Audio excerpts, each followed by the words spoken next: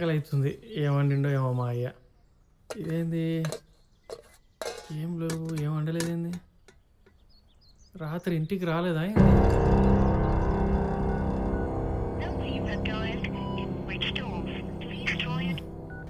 అత్తమ్మ బాపుని చూసినావా?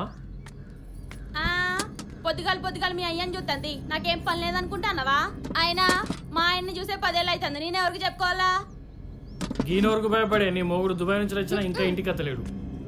అరే యాదగిరి, మా అయ్యని చూసినావా? అరేమన్నా లేదన్నా, పొద్దుగాల పాల కూడా రాలేదు. ఈ అమ్మ ఏడివేయండిరా. ఏట్రా ఏందన్నా? ఏడనెత్తుకెళ్ళరా నిన్ను? ఫోన్ చేస్తే లేపుతలేవు. ఏమైందన్నా?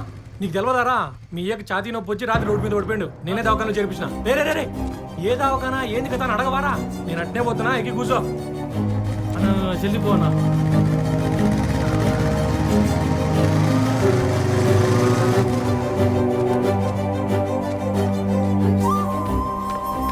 అరే రాజు ఈడరా. బాబు ఏమైంది? గట్టెట్లా పడ్డావే? ఇప్పుడు ఎట్లుంది? డాక్టర్ వచ్చిండా? స్కానింగ్ ఇట్లా ఏమైనా తీసిండా లేదా? ఏందన్నా నీకు ఇట్లా అయిందని తెలియగానే నీ కొడుకు ఇంతగానం కంగారు పడుతుండు?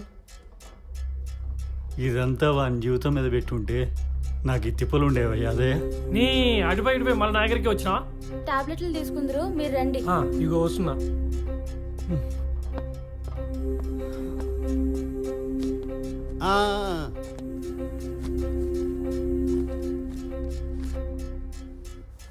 రిపోర్ట్లన్నీ చూసిన నారాయణ, అంత మంచిగానే ఉంది.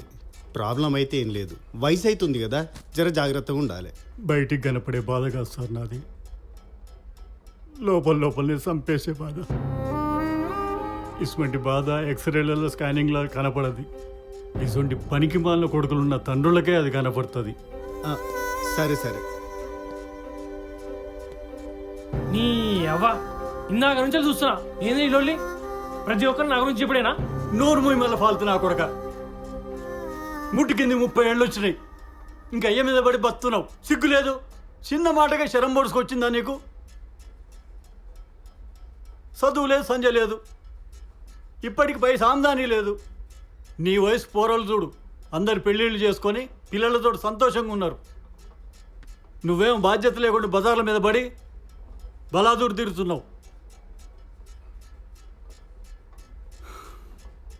రాత్రి ఛాతీలో నొప్పి వచ్చి కింద పడ్డప్పుడు ఏలారన్న మీదకి వెళ్ళిపోతే స్పాట్లో చచ్చిపోయేటోన్ని. అప్పుడు నీకు బుక్కడి పోకూడదు దొరికేది కాదు కదా.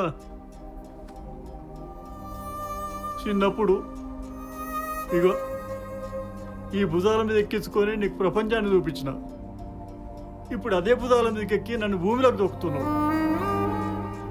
నీతోటి నాకు పడదయ్యా, పో. నీ మొక్కని నాకు చూపి తండ్రి, పో. పొమ్మన్న కదా, పోయి ఇంకేందిడా చెప్తినే రకంగా.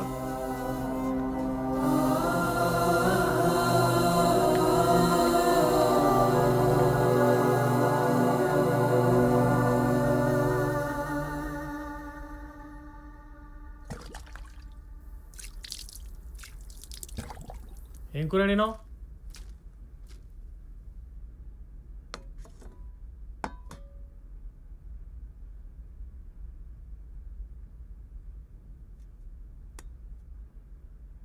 తిన్నావా? మందులా వేసుకున్నావా లేదా?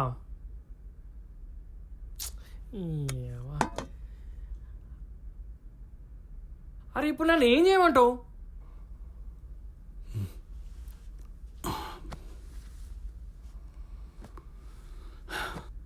అరే పలకవేంది?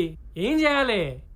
రేపు పొద్దున మా ఆఫీస్కి వచ్చి మా సూపరింటెండెంట్ కలిసి ఆయన చెప్పింది చేయక, అంతే. సరే పోదాం, ముందు అన్నం తినందా. నువ్వు కలుస్తుంటేనే తింటా, లేకపోతే నాకు గిండొద్దు. సరే కలుస్తా అన్న కదా, తిందాందా.